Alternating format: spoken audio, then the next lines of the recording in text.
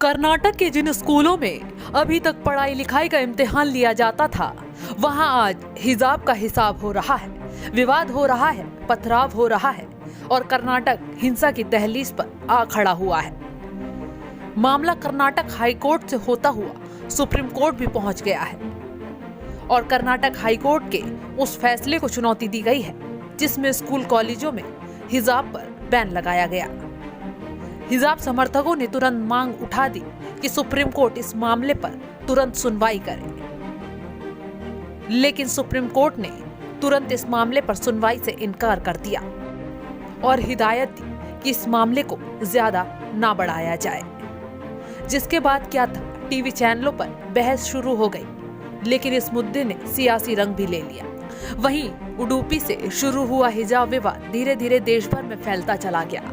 उत्तर प्रदेश के अलीगढ़ से लेकर महाराष्ट्र के मालेगांव तक मुस्लिम महिलाओं ने हिजाब के समर्थन में प्रदर्शन किया और आखिर में हिजाब विवाद की आग बॉलीवुड में भी फैल गई। सबसे पहले एक्ट्रेस कंगना रनौत इस मुद्दे में कूदी और हिजाब विवाद पर एक पोस्ट शेयर की और लिखा कि अगर हिम्मत दिखाना चाहती हैं तो अफगानिस्तान में बुर्का ना पहने, आजाद होना सीखें, खुद को पिंजरे में ना रखें। कंगना के इस ट्वीट पर एक्ट्रेस शबाना आजमी ने तुरंत जवाब दिया और कहा कि अगर मैं गलत हूं तो बताएं, अफगानिस्तान एक धार्मिक राज्य है और जब मैंने पिछली बार चेक किया था तो भारत एक धर्मनिरपेक्ष लोकतांत्रिक गणराज्य था। कंगना और शबाना के बीच शुरू हुई जुबानी जंग में कई और एक्ट्रेस कूद पड़ी। इसके बाद एक्ट्रेस और सांसद हेमा मालिनी का भी बयान सामने आया। उन्होंने कहा कि स्कूल शिक्षा के लिए है, वहां पर धार्मिक गतिविधियां नहीं होनी चाहिए। हर स्कूल का अपना ड्रेस होता है। हाँ, अगर आप स्कूल ड्रेस के अलावा कुछ और पहनना चाहती हैं तो स्कूल से बाहर जाकर पहन सकती हैं। वहीं जावेद अख्तर भी अपनी राय रखने से पीछे नहीं रहे। इस पूरे मामले पर जावेद अख्तर ने ट्वीट करते हुए कहा कि मैं कभी भी बुर्का और हिजाब के फेवर में नहीं रहा हूँ। मैं अब भी यही कहता हूँ, लेकिन मुझे गुंडों की इन भीड़ पर गुस्सा आता है जो लड़कियों के एक छोटे समूह को डराने की कोशिश कर रहे हैं। अफसोस की बात है।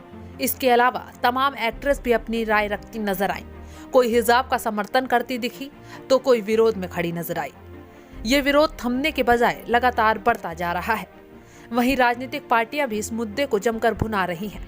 महाराष्ट्र के उप मुख्यमंत्री अजीत पवार कह रहे हैं कि हमें ऐसी घटनाओं से बचना चाहिए जो समाज को बांटने का काम करती हैं। ये दुर्भाग्यपूर्ण है कि कुछ लोग इसका राजनीतिक फायदा उठाने की कोशिश कर रहे हैं।